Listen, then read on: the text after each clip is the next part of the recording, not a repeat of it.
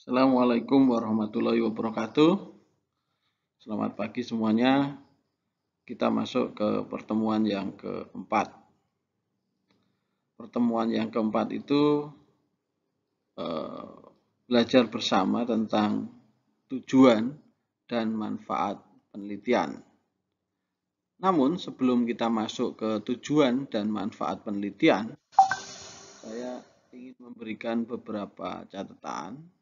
Yang pertama, teman-teman yang sudah yakin dengan judulnya, terus sudah menuliskan latar belakang sampai rumusan masalah, maka saudara semuanya bisa mengajukan judul penelitian tersebut sesuai dengan prosedur ke DPS, dosen pembimbing ke DPA, dosen pembimbing akademik, PA, untuk kemudian minta pertimbangan, minta persetujuan. Setelah itu bisa diajukan ke prodi untuk minta persetujuan judul sekaligus untuk mendapatkan dosen pembimbing skripsi. Saya pikir ada teman-teman yang sudah melakukan itu dan sudah mendapatkan dosen pembimbing skripsi. Bagi yang belum, segera dilakukan. Yang kedua,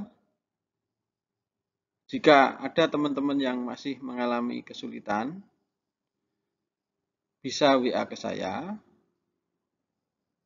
Tapi memang beberapa saat ini ada beberapa kegiatan yang saya harus konsentrasi sehingga ada yang beberapa yang belum saya jawab.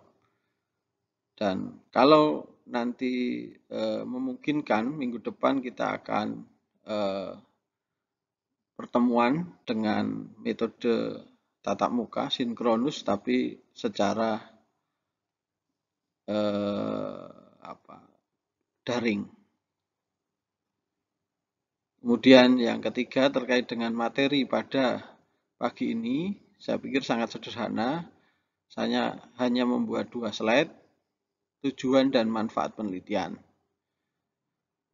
Saya lihat beberapa tulisan skema yang dibuat oleh teman-teman, ada yang belum lengkap, ada yang hanya menulis tujuan saja, dan tidak ada manfaat penelitian. Ada yang digabung, tujuan dan manfaat penelitian. Ada yang dipisah. Yang benar yang mana, ikutilah pedoman penulisan skripsi yang ada di Fakultas Dakwah dan Komunikasi. Teman-teman harus pernah membaca buku tersebut. Kalau belum, segera cari. Tujuan penelitian. Tujuan penelitian itu apa? Tujuan penelitian adalah, tentu semua tujuan penelitian adalah untuk menjawab rumusan masalah itu. Sehingga sering muncul satu ketentuan, kalau rumusan masalahnya 2, maka jawaban atau tujuannya tentu 2. Kalau rumusan masalahnya 3, maka tujuannya juga 3. Itu coro bodoh, artinya sebenarnya coro bodoh itu coro gampang. Itu cara yang paling mudah untuk merumuskan tujuan penelitian. Sebagai contoh, misalkan kalau tujuannya adalah atau rumusan masalahnya adalah bagaimana proses pemberdayaan, maka tujuannya adalah untuk mengetahui tentang proses pemberdayaan yang dilakukan oleh masyarakat di kampung ini. Kalau rumusan masalahnya adalah bagaimana dampak dari model pemberdayaan di kampung durian runtuh dan sebagainya, maka tujuannya adalah untuk mengetahui model.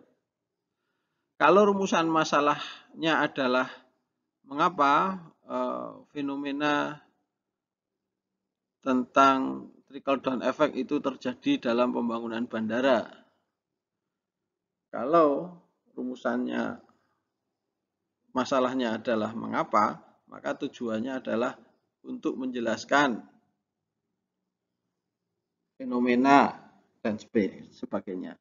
Jadi rumusannya adalah kalau rumusan masalahnya itu 2, tujuannya 2. Kalau 1 ya 1 dan sebagainya, itu paling mudah.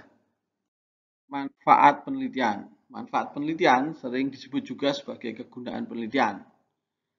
Manfaat penelitian itu adalah sebuah potensi yang akan diperoleh oleh pihak-pihak tertentu ketika kita sudah menyelesaikan penelitian itu. Jadi manfaat penelitian itu lebih ke adalah imajinasi setelah rumusan masalah itu terjawab atau tujuan penelitian kita terjawab. Jadi ini adalah sebuah gambaran yang lebih jauh lagi tentang riset kita ini. Nah, biasanya manfaat penelitian itu dibagi menjadi dua, yaitu manfaat secara teoritis dan manfaat secara praktis. Manfaat secara teoritis sering disebut sebagai manfaat yang akademis. Nah, kalau sedangkan manfaat praktis itu biasanya manfaat yang dirasakan oleh masyarakat ataupun aktor lain, misalnya pemerintah, setelah kita melakukan riset. Sedangkan manfaat teoritis biasanya terkait dengan manfaat yang diperoleh oleh keilmuan tertentu setelah teman-teman menyelesaikan skripsi itu. Manfaat teoritis biasanya adalah untuk menambah pengetahuan atau teori tentang model, teori pemberdayaan masyarakat, strategi atau proses. Ya, kemudian untuk menambah literatur kajian itu. Ya agak sedikit berbeda dengan yang tujuan ya, agak lebih abstraksi gitu.